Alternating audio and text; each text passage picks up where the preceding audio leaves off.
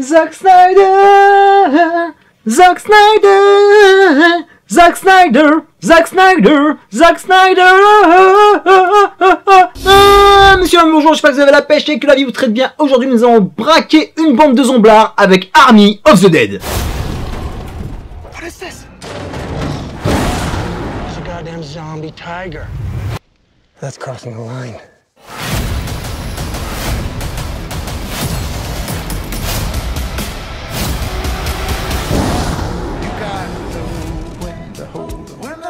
Alors t'imagines, ça faisait 4 ans qu'on n'a pas vu du Zack Snyder, et cette année en 2021, tellement cette année est complètement fucked up, on l'a eu 2 fois, en même pas l'espace de 2 mois. C'est beau, non? Est-ce que j'attendais cet Army of the Dead? Ah donf. Est-ce que j'aurais préféré le voir au cinéma? C'est certain. Parce que je vais te raconter ma journée d'hier et les conséquences que tu peux subir quand tu regardes un film sur ta téloche. Je lance le matin, coup de téléphone, je mets le film en pause, parce qu'il y a une urgence qui m'appelle à l'extérieur. Je relance un peu plus loin.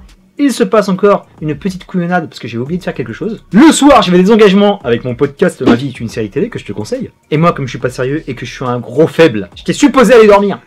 Le film, je l'ai lancé à minuit pour finir à 2h du mat parce que le bordel dure 2h30 et en plus, j'ai vachement aimé le générique donc je suis resté jusqu'au bout. Mais c'est cool parce que c'est un film qui flirte avec la série B du vendredi soir que tu dois mater à minuit. Et tard le soir dans le noir, j'ai pu l'apprécier à sa juste valeur. Même si j'ai pas mal de bémols, enfoiré de Zaki. Zach, c'est vraiment pas sérieux parce que j'ai ressenti une grande mésaise quand j'ai vu ton introduction. Qu'est-ce que c'était que ça? Une gêne s'est emparée de moi quand j'ai vu cette vulgarité, cette débilité. Mais c'était les 2 premières minutes et je me suis calmé et je me suis dit, prends ton temps mon pote parce que je pense que il a envie de t'envoyer des messages. Et en reprenant le fil de l'histoire, tu sais que c'est son film post-Justice League, c'est aussi le film qu'il a fait après la perte de sa fille. Je pense que ce monsieur, on avait gros sur la patate, et il a voulu s'éclater en oubliant le mot subtilité. Mais attention, il m'a rattrapé totalement avec un générique dont il a le secret.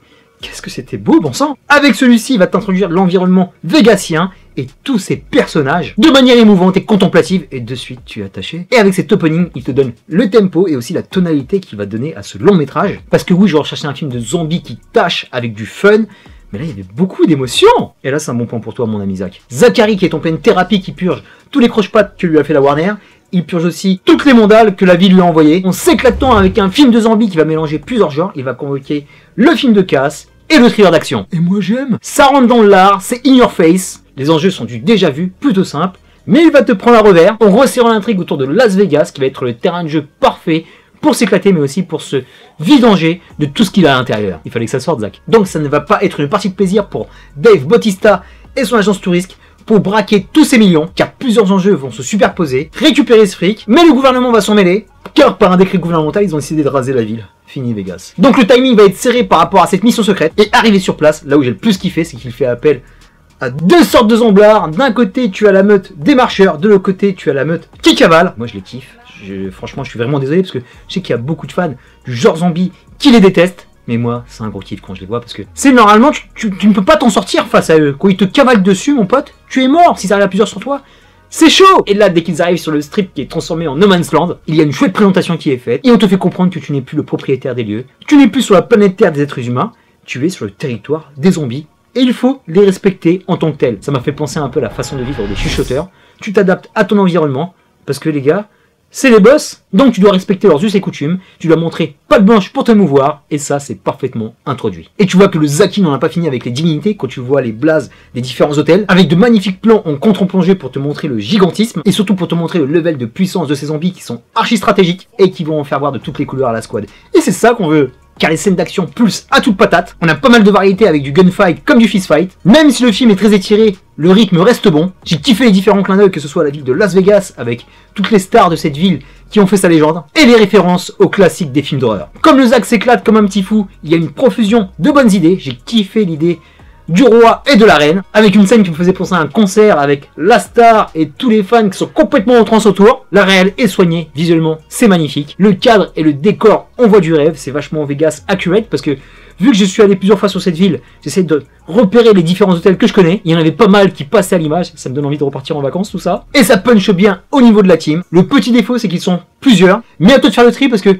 je pense que tu vas en kiffer quelques-uns, et tu vas en détester quelques-uns. Et tu sais très bien qu'il y en a beaucoup qui vont se faire buter, et on va s'éclater avec le body count, parce que c'est expéditif. Tu dis non mais ils vont pas se faire buter sur cette scène, c'est trop tôt. Eh bah si mon pote, ça y va, ça découpe. Et c'est là que c'est totalement justif, parce qu'il y a des personnages que tu kiffais, Tu te dis, attends, mais il va s'en sortir, yes, allez. Et ben non. Et il y en a d'autres que tu détestes, et là aussi, petit défaut, parce que tu les vois arriver à des millions de kilomètres, juste avec les blazes au cast, tu sais très bien ce qui va se passer, tu sais très bien qu'il y a des traites dans la team, et tu te dis non, ils vont pas se faire buter comme ça. Et bah si, ils vont se faire buter comme ça, et mon pote, tu vas kiffer, tu vas ressentir des sentiments complètement primaires, et t'as même pas envie de t'excuser quand tu vois ce genre de film. Donc si tu vois de l'hémoglobine, des têtes qui éclatent, des membres qui se déchiquettent, tu vas en avoir pour ta thune. Et j'ai beaucoup aussi aimé les effets traditionnels, parce qu'il y a beaucoup de maquillage, et ça c'est cool, même s'il y a quelques petits effets numériques qui piquent l'œil. Et il y a certaines scènes avec les zombies où t'es complètement mort de rire, parce qu'il y en a qui ont la pêche, qui sont hyper vénères, qui sont très à l'aise physiquement au niveau moteur, et quand tu regardes un peu de plus près, franchement, il y en a, c'était pas dedans. C'était archi lent et c'était vraiment ridicule. Mais drôle. Dans une scène avec la reine, my god, t'as l'impression qu'elle courait comme Phoebe dans Friends. Restons sur quelques défauts et la team. J'ai senti une petite longueur entre le deuxième acte et le troisième acte, car comme je te l'ai dit, il y avait des personnages que je ne pouvais pas encadrer. Dont la fille du personnage de Dave Bautista, elle était d'un relou, c'était pas possible, t'as envie de